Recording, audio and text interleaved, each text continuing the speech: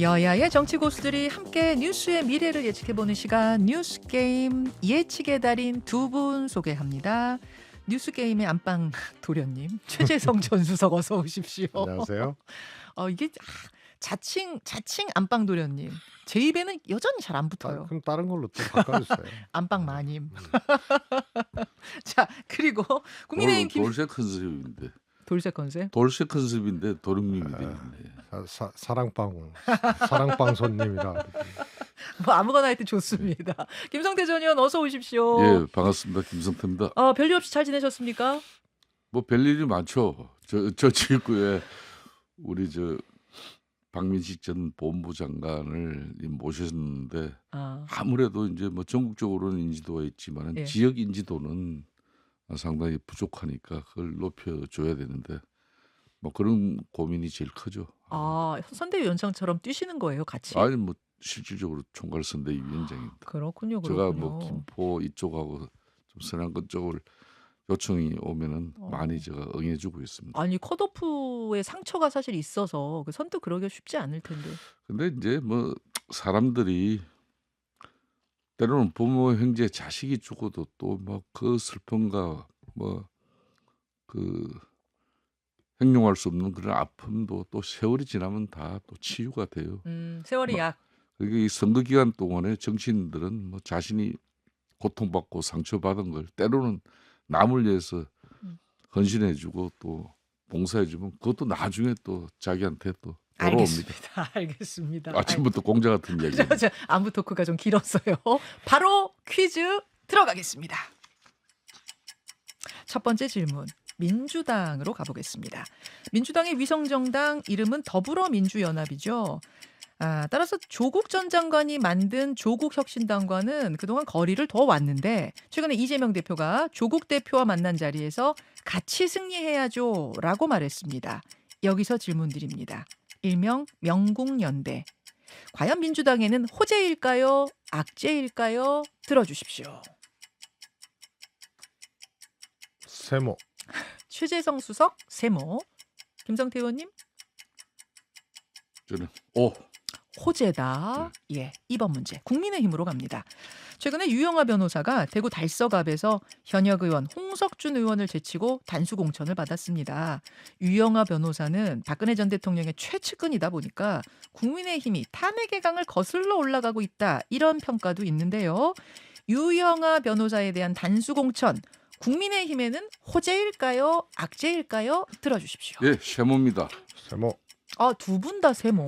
두 분 다 세모. 자, 잠시 후에 설명을 듣기로 하고요. 3번 넘어가죠.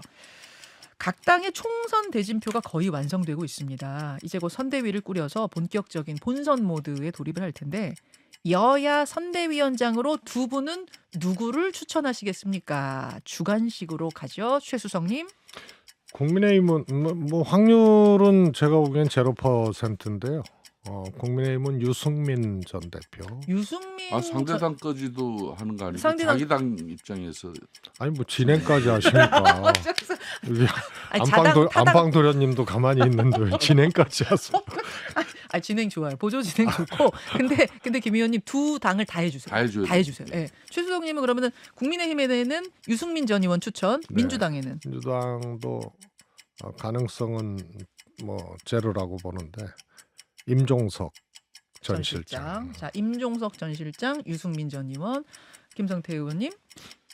뭐 저희 당의 선대위 국민의힘 선대위원장은 한동훈 비대위원장이 뭐 같이 이어서 그대로 그냥 일체감을 보이는 게 좋을 것 같고. 네, 민주당 입장에서는 유인태 선배님을 선대위원장으로 모셨으면 좋겠습니다. 유인태 전 국회 사무총장, 유인태 전 의원을. 예.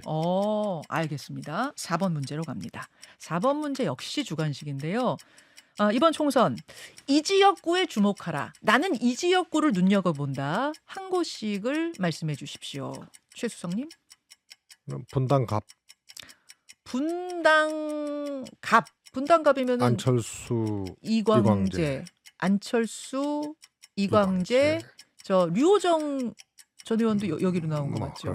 예, 여기 지역구 주목. 자, 김성태 의원님. 아무래도 뭐 수도권에서는 여러 포인트가 있는데 특히 이제 저는 서울 강서을 지역을 좀 이야기하고 싶어요. 강서을이면은 원래 뭐 제가 정치 삼선의 기반을 쌓은 지역인데 예, 예. 제가 이제 빠지고 난 이후에 이제 진성준 민주당 현역위원과 진성준 대 박민식 박민식. 전 법무부 장관. 자, 잠시 후에 해설은 듣겠습니다. 5번 문제 갑니다. 얼마 남지 않은 총선. 판세를 뒤집을 만한 변수를 꼽아라. 2개만 꼽아라 하면 이것 꼽겠다. 최수성님.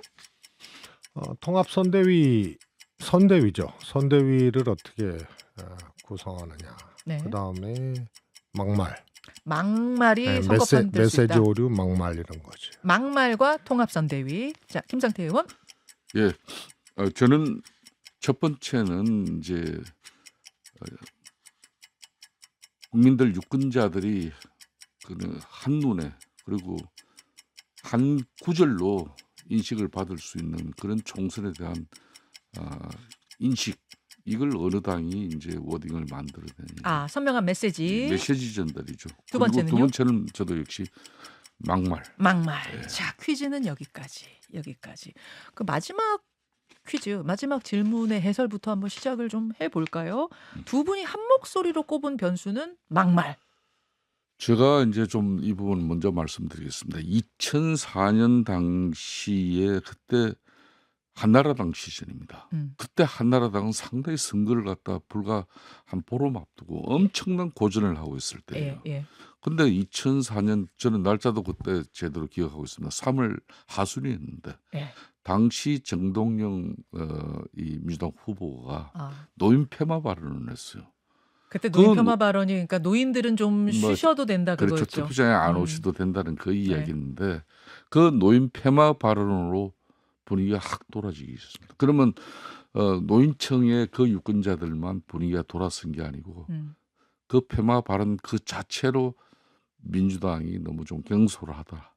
그런 분위기에 있었기 때문에 중도층까지 마음을 돌리게 됐죠. 그래서 기억나요. 당시 선거가 아주 우리가 힘들었던 한나라당이 되려 좋은 내용을 만들어냅니다. 그거 하나로 예, 그 선거판이 하나로 선거가 뒤집히는 반전이 사례. 되는 거죠. 최수성님도 기억나는 사례 어떤 거 있으세요?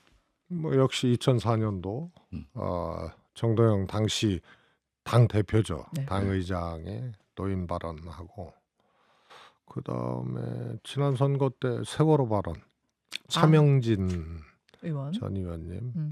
그래서 정말 그 아예 페이스북에 올렸거든요. 그때 세월호 발언은 정확히 뭐였죠? 그 발언이? 그때 그 자식 죽음을 예, 헤쳐먹고 찜쪄먹고 뼈까지 발라먹고 징그럽게 헤쳐먹었다. 그거 기억나요. 그래서 결국은 법정까지 갔죠. 네. 그게 아마 굉장히 큰 파장을 불러일으켰고 막말의 아주 대표적인 걸로 그렇게 보여지죠. 그렇죠. 설화가 이번에도 이미 터졌어요. 여야 각각 나왔는데 국민의힘 성일종 예비후보는 장학금 전달식에서 인재 육성 중요성 언급하다가 하필이면은 사례로 일본의 이토 히로부미를 언급한 거. 그런가 하면 정동영 예비후보 또 정동영 의원. 경선 여론조사 전화가 오면 20대라고 답해달라. 20대 응답률이 좀 떨어진다더라. 이렇게 발언한 게 문제가 됐는데 요 사안은 양당 모두 굉장히 빠르게 경고를 하고 대처를 했습니다. 그래서 후폭풍 계속될지 이렇게 마무리될지 모르겠습니다만 그러니까 말실수가 별거 아닌 것 같아도 진짜 선거 특히 막판 가서는 어마어마한 변수인 건 맞는 것 같아요. 그러니까 양당이 네. 이제 공천을 통해 가지고 한두 달, 한 달에서 한 달 보름 정도는 국민들의 이렇게 예. 인식을 사로잡습니다. 예. 이게 이제 이번 주로 거의 끝나버립니다. 그러면 그렇죠. 이제 다음 주부터 양당이 공천을 물론 양당뿐만 아니라 뭐 여러 가지 개혁신당이라든지 새로운미래 다 이제 공천이 웬만큼 가닥을 잡을 겁니다. 그 이후에 이제 상황 관리. 그러니 이제 많은 위기가 발생합니다. 공천 과정의 갈등과 또 뭐 자본 그렇죠. 이런 것들이 어떻게 후폭풍으로 만들어지는지 이제 그런 이제 각 당마다 상황 관리 이런 부분을 잘 해나가면서 실수를 하지 않으면은 네. 뭐 대체적으로 웬만한 성적표는 받게 되는데 실수 안 하기. 실수 결국은 이제 한 달 남은 거는 뭐 이 당이든 저 당이든 어느 당이 그렇죠. 결정적인 실수를 하는 실점. 이게 선거의 가장 큰 이제 문제가 될 수가 있죠. 자, 맞습니다. 두 분이 이렇게 막말을 변수로 공통적으로 뽑아주셨고 다르게 뽑아주신 것들도 있어요. 우선 최재성 수석께서는 통합선대위, 통합이 변수가 될 것 같다 그런 말씀이십니까? 그렇습니다. 이제 선대위가 이제 각 당의 대표들이 있잖아요. 예. 비대위원장과 대표가 있는데 사실 선대위는 이 대표들을 좀 보완해 줄 수 있는 음흠. 이런 그 인물이 선대위원장 내지는 공동선대위원장으로 그렇게 구성이 돼야 보완 효과들이 있거든요. 아마 굉장히 주목도 받을 수밖에 없는 거고. 그래서 그게 이제 일종의 이제 통합적 선대위죠. 그럼 국민의힘은 사실 유승민 의원이 전 의원이 갖고 있는 이제 이미지, 정치적 색깔 이런 것이 상당히 보완적일 수가 있거든요. 그러니까 역시 또 정치적으로도 통합형이고. 예. 민주당도 마찬가지죠. 그래서 임종석 전 실장 같은 경우에는 이번에 이제 공천 배제되면서 아주 떠들썩했잖아요. 네. 그런데 선대위원장을 한다. 그러면 이재명 대표 체제의 민주당 총선에 확실한 이 통합 효과, 그 다음에 보완 효과들을 볼 수가 있죠. 자연스럽게 3번 해설하고 지금 좀 섞이게 되는데 아까 3번 퀴즈가 뭐였냐면 두 분한테 여야 선대위원장을 각각 추천해 주세요 했더니 두 분 다 민주당은 아니구나. 최수성님은 임종석 실장, 그다음에 김성태 의원은 유인태 총장.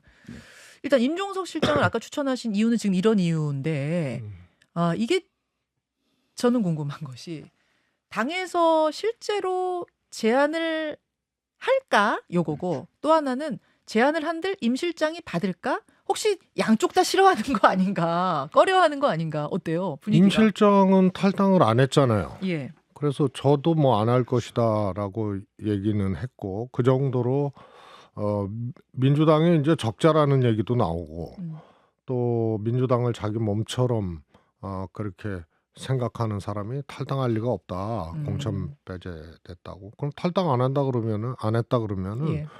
뭔가 역할이 있으면은 주어지면은 기꺼이 하겠다라는 얘기거든요. 혹시 그 워딩을 당사자 본인에게 직접 들으셨습니까?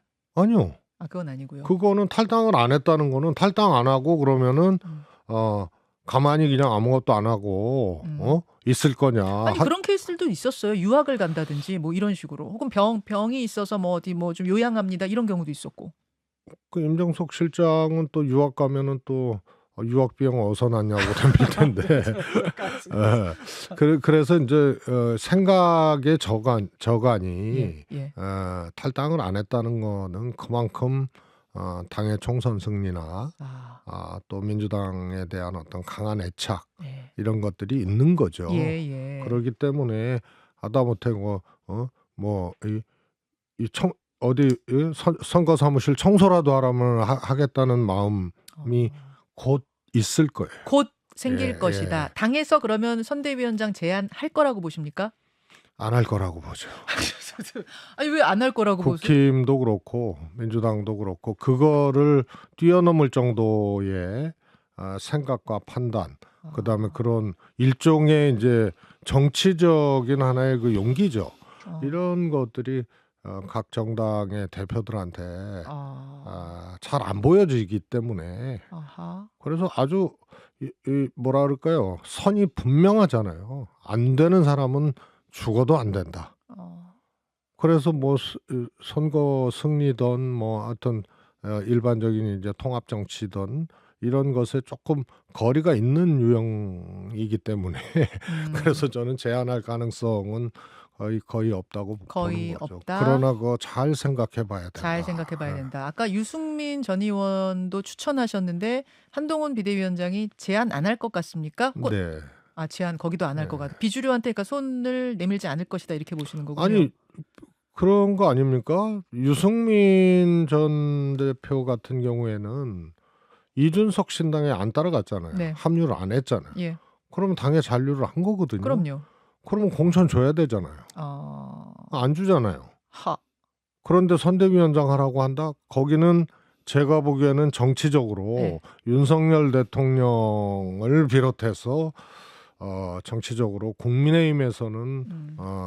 존립해서는 안 되는 사람 이렇게 인제 딱 선을 정리를 그은 거예요? 한 그런 상태 아닌가. 자, 그 부분에 대해서 네. 김성태 의원님, 유승민 전 의원한테 혹시 뭐 뭐 우리 당의 다양한 목소리 음. 뭐 그리고 당내 뭐 이런 계획적인 목소리 음. 뭐 보수 진영이라고로서 일사불란하고 또 안정만 추구하는 어떤 뭐 그런 과거의 이미지에서 네. 그래도 다양성과 또 이 계획성의 목소리를 담아내는 일정 부분 유승민 전 대표의 역할이 있죠. 예예. 그렇지만은 이제 이번 총선을 실질적으로 국민의힘 전면에 서서 한동훈 비대위원장과 또 손발을 맞추면서 음. 이렇게 가져갈 수 있는 그런 또 인제 쉽게 말하면은 좀 유연성이 음. 유승민 전 대표 같은 경우는 어 있느냐 그런 관점에서 고민을 할 수밖에 없죠. 아, 제안을 여기서 해도 유승민 전 의원이 안 받을 것이다? 아니죠. 우리 지금 현재 아, 당의 지도부에 유연성? 예. 예예예. 그러니까 유승민 음. 대표도 상당히 뭐 여러 가지 좋은 뭐 정책적 음. 마인드나 본인의 정치적 소신 다 좋은데 음. 이게 인제 문제는 주변하고 협업을 하고 또 유연해지면서 때로는 음. 상대의 음. 주장도 자기보다 좀 그래도 국민들에게 어필이 또 음. 보수 진영에서 어필이 될 수 있으면은 음흠. 양보할 수도 있어야 되는데 음. 좀 아무래도 유승민 전 대표는 유아 독존이죠. 독야청청이고. 그런 아하. 측면에서 인제 선거 한 달밖에 남지 않았는데 일사불란한 그런 일체감이나 예. 협업 팀플레이 원팀을 알겠습니다. 요런 데에서는 좀 걱정이 그래서 됩니다. 아마 아니 뭐 불러들이기 힘들 것이다. 공천 다 끝나고 음. 선대위원장이 뭔데 그런 것까지 걱정을 하세요. 그러니까 인제 이 선거라는 것은 선거를 해 나가면서 엇박자가 나 버리면 또 안 되는 거죠. 알겠습니다. 아니, 근데 아까 전에 저 선대위원장으로 뭐 한동훈 비대위원장이 해라, 이거는 그냥 뭐 루틴이니까 이 특별할 건 한동훈 없고. 지금 국민의힘 입장에서는 한동훈 비대위원장이 선대위원장을 맡지 않으면 안 되는 여러 가지 요건이 있어요. 예. 아무래도 국민의힘은 집권당이기 때문에 4월 10일 날 총선 날 예. 윤석열 대통령의 국정 운영에 대한 심판을 받아야 되는 거예요. 음흠.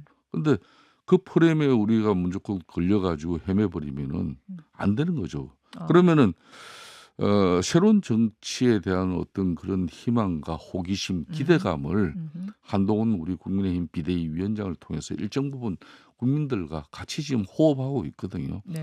그렇다면은 지금 한동훈 비대위원장이 선대위원장으로서 그런 일체감도 갖추고 새로운 정치에 대한 희망과 기대도 음. 우리는 주게 해야 되는 거죠. 아니 이제 알겠습니다. 통상 선대위원장은 당 대표가 하죠. 그렇죠. 예. 그러면서 이제 공동 선대위원장으로 누구를 그렇죠. 할 거냐 뭐 이렇게 하는 예. 경우인데 음흠. 그 아예 그냥 그런 거를 안 하겠다는 생각이면 그것도 굉장히 특이한 경우고 아무튼 유승민 전 의원이 만약에 공동 선대위원장을 한다 그러면 뉴스이고 관심거리이고 좋죠. 아, 그다음에 보완은 분명히 되는 거죠. 그렇죠. 그래서 결국은 국민의힘은 그런 생각이 아예 없기 때문에 한동훈 비대위원장하고 한동훈 검사하고 공동선대위원장을 하더라도 그렇게 하지 않겠나 싶고.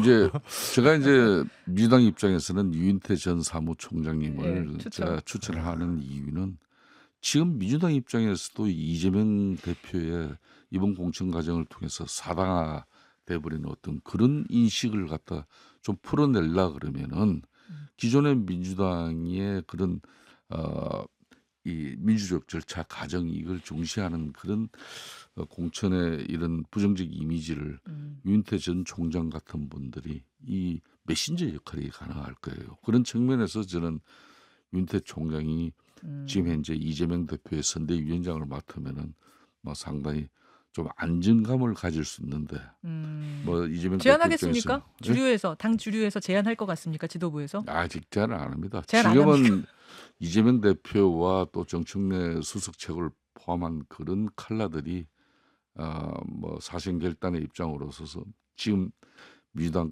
칼라를 그대로 유지하기 위한 몸부림이 되지. 그럼 누가 올 것 같아요? 현실적으로 누가 민주당 선대위원장 올 것 같습니까? 저는 이제 이재명 대표의 그런 전적인 정치적 역량과 판단인데 예. 우리가 이제 조금 국민의힘 입장에서 조금 저럴 정도면 우리가 좀 고민스럽다 할 정도면은 어. 상당히 인제 역대 인제 뭐 김부겸 전 아하. 총리라든지 이런 좀 유연성을 가지면서 합리성을 추구할 수 있는 아. 그런 민주당 인사라면은 네, 좀 이게 위협적이다. 하모니 그러니까 조화를 갖추는 음. 거지 않습니까? 김부겸 전 총리. 그런 사람. 아니 그러니까 누가 봐도 김부겸 전 총리가 선대위원장을 한다. 예. 뭐 난색을 표명하셨다는 보도도 네. 있습니다만 네. 한다 그러면 그게 훨씬 더 괜찮은 선대위원장이죠. 그런데 굳이 유인태 수석님을 여기서 꺼내는 이유가 뭔지 그게 궁금해져. 저 한마디만 얘기해줄게요. 쓴소리 잘하시니까요. 쉽게 말하면 예. 이재명 대표에게 쓴소리를 할 수 있는 그런 정치적 해안과 연륜, 갱륜을 가지신 분이기 때문에. 예. 그러니까 이재명 대표가 딱 60대 지금 초반인데 웬만한 그 나이에는 웬만한 사람 이야기 안 듣습니다. 더군다나 실질적으로 김부겸 총리를. 전 당권을. 김부겸 총리 입장에서는 누가 뭐라 그래도 합리적인 분이에요. 민주당 인사 중에서는. 유인태 자기 총장이 주장만 하여튼 가지고 민주당은 계속 끝까지 유인태 수석을 예. 선대위원장으로 해서 끝까지 이재명 대표하고 그냥 소리나게 그렇게 끝까지 가라. 이런 그런 해석으로 들리죠. 굉장히 안 좋은 마음이 뒷받침된 제안이라고 생각을 합니다. 최재성 정무수석 저런 분도 괜찮아요. 저런 분도 저런 분도 괜찮아요. 아주 균형적이거든요. 전략도 좋고. 여기까지 하시죠. 여기까지 하겠습니다. 넘어가겠습니다. 지금 갈 길이 멀어서 넘어가겠습니다. 1번 질문과 2번 질문이 통하는 면이 있어서 그쪽으로 한번 넘어가 볼게요. 1번은 뭐였냐면은 민주당과 조국혁신당 이 두 당의 거리가 가까워지는 거죠. 뭐 연대냐, 뭐 아니냐, 연대까지는 아니다, 뭐 여러 가지 얘기가 나오는 속에서 좀 같이 승리해야죠라는 발언은 나왔거든요. 일명 명국연대, 호재일까, 악재일까 이 질문에 대해서 김 의원은 호재다 하셨고 최 수석은 세모다 하셨어요. 자, 최 수석님 왜 세모입니까? 우선 의석수로만 보면은 이제 조국 혁신당이 조금 득이 된다 그래야 되나요? 상당한 성과를 내게 되는 그런 이제 또 계기가 될 것이다 이렇게 보고요. 양쪽이 손을 잡으면 더 이득 보는 거는 조국 혁신당이다. 그렇습니다. 아하. 이제 민주당 지지자들도 네. 이게 조국 장관에 대해서는 굉장히 이게 좀 연구해 볼 만한 사례입니다. 뭐냐면 그때 막 엄청나게 검찰 수사받고 막 이럴 때 서초동에는 두 개의 장면, 광화문과 서초동에는 검찰을 규탄하는 그런 정말 엄청난 이제 인파들이 모여서 조국 장관 수호를 외치고 예. 검찰을 규탄했고, 광화문에서는 조국 장관을 규탄하고 이 구속하라는 예. 그런 이제 집회들이 각각 따로 그랬었죠. 열렸잖아요. 그래서 조국 장관에 대한 지지는 일종의 이제 실천적인 경험을 바탕으로 합니다. 그 많은 인파들 그때 격려하고 응원하고 조국 수호를 외쳤던 그런 분들이 근간이 된 거예요. 이 지지에는. 거기 그때 쏟아져 나왔던 그러기 많은 인파. 때문에 강력하기도 하고 꽤 이제 폭이 넓은 거예요. 그러니까 민주당 지지자들도 그때 많이 갔을 거란 말이에요. 그렇죠. 그래서 민주당과 조국 혁신당이 손을 잡질 않고 소위 이제 정치적 연대를 하지 않으면 민주당 지지자들이 조국 신당의 비례를 찍을 가능성 이런 것들이 그만큼 적어지는데, 손을 잡는다 그러면은 아주 자유롭게 이동할 수 있는 그런 이제 환경이 되죠. 그래서 조국 혁신당의 비례 의석에 도움이 된다. 조국 혁신당이 이득인 건 알겠는데 민주당에는 어떠냐는 거죠. 민주당. 왜냐면 민주당도 지금 따로 위성 정당이 비례 정당이 있는데 나눠 먹어야 되잖아요. 그래서 파일을. 의석수로는 제가 보기에는 뭐 큰 득이 민주당에는 안 되고, 아하. 그다음에 이제 정치적으로도 선거에서 그게 득이 되는 요소는 민주당 입장에서는 없다고 봐요. 중도까지 가지고 와야지 이제 득이 되는 건데 그냥 있는 파일을 나눠 먹을 가능성 뭐 이렇게 요게 있기 때문에. 그렇죠. 알겠습니다. 그 대신 이제 지역구 있잖아요. 예. 각 지역구에서 소위 이제 뭐 중도 확장성이거는 이제 공천 과정에서 사실 많이 이제 까먹었는데 민주당이 네. 조국 혁신당하고 손을 안 잡는다라고 해서 중도 확장이 되는 거는 아니지만 지금 아. 상황이 그러나 그것이 지역구 선거에서는 크게 도움되지 아니한다. 음. 그렇기 때문에 민주당에서는 제가 보기에는 초기 스탠스가 조금 뭐 거리 두는 거였죠, 초기에. 거리를 뒀다가 이렇게 확 바뀐 게 네. 그게 좀 이해가 안 가요. 아하. 어제는 어떤 장면이 있었냐면은 그러니까 화요일에는 이재명 조국 두 대표가 만나서 손잡고 막 함께 가자 이랬는데 어제는 이재명 대표가 빵을 들면서 사진 있습니까? 빵을 들면서 몰빵이죠. 이 지금 보여드리는 저 사진. 저게 이제 지지자들 사이에서는 민주 몰빵론. 그러니까 지금 저 조국 혁신당에서는 지민비조, 그러니까 지역구는 민주당, 비례는 조국 혁신당 찍어주세요 이런 구호를 하고 있거든요. 그러니까 이제 아니다 민주 몰빵이다 이걸 지금 상징하는 거다. 어제 그런 해석들이 나와서 저거죠. 제가 김영주 말이에요. 빵점 받았다 그거 아니에요? 제가 그거예요. 그 상징이에요. 제가 공교롭게 타 방송을 통해서 음흠. 처음 조국의 이런 계획신당이 들었을 때 네. 민주당과 또 이재명 대표와의 관계에 대해서 뭐 물었는데 저는 이거는 완전 이거는 혼연일체가 될 거다. 혼연일체가 될 예, 거다. 제가 그 이야기를 했거든요. 지금 이제 이재명 대표의 인식은 이런 거죠. 조국 이 계획신당은 네. 쉽게 말하면 민주당 입장에서는 쌍끌이 저인망식으로 이렇게 진보 민주 진영을 싹 훑어들려는 거예요. 그러니까 아. 촘촘하게 하나도 놓치지 않고 또 그러면서 이제 민주당은 제1당입니다. 그리고 제1야당이에요. 예. 그리고 제1야당으로서 해야 될 말, 안 해야 될 말 이런 품격도 좀 지켜야 되고 예. 또 그런 총선에서 또 정치적 책임도 또 져야 되는 정당이죠. 어허. 거기에 반해서 조국 신당 같은 경우는 지금 이제 원색적으로 정권 심판에 대한 예. 어떤 비판을 넘어가지고 심지어 정권 탄핵 이야기까지도 예. 하면서까지 임팩을 실어냅니다. 임팩트를. 예, 임팩을 실어내고 그 결론은 이제 그 민주당보다 정권 심판에 대한 원색적인 입장이 더 명확하게 국민들에게 메시지로 전달을 할 수 있거든요.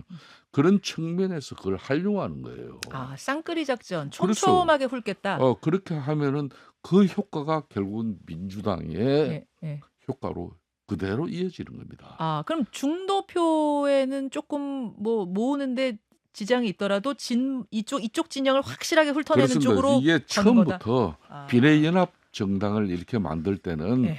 이런 뭐 진보당이라든지 이런 군소 이제 이런 진보 정당을 민주당이 다 아우러가기 위한 고육지책이었잖아요. 그럼 본심은 실질적으로 민주당 지지층을 비롯한 민주당의 이런 득표에 도움을 줄 수 있는 그런 우호 세력은 가장 그 중심에 알겠습니다. 조국 계획 신당을 세우는 거죠. 자, 1분 남았는데요. 그게 이제 왼쪽 허벅지살 떼다가 오른쪽에 옮겨 놓는 거하고 똑같은 거예요.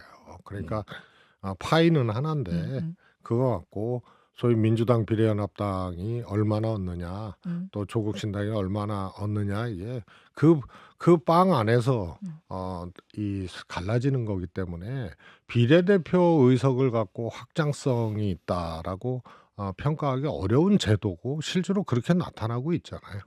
조사나 뭐 이런 것들이. 예. 알겠습니다. 한 1분 남았는데 네. 그 이번 주네요. 이번 주에 여의도의 화제 키워드 2개를 꼽으라면 하나가 이제 조국의 강, 또 하나가 탄핵의 강이었어요. 유영하 변호사의 공천, 아까 2번 문제요. 유영하 변호사를 단수 공천 대구에서 준 거, 이거 탄핵의 강을 다시 연상시키는 거 아니냐. 아니 현역 의원이 승복을 했으면 모르겠는데 지금 홍석준 의원이 강하게 반발하고 있거든요. 홍석준 의원이 이거는 뭐 강하게 반발을 하고 있지만은 네.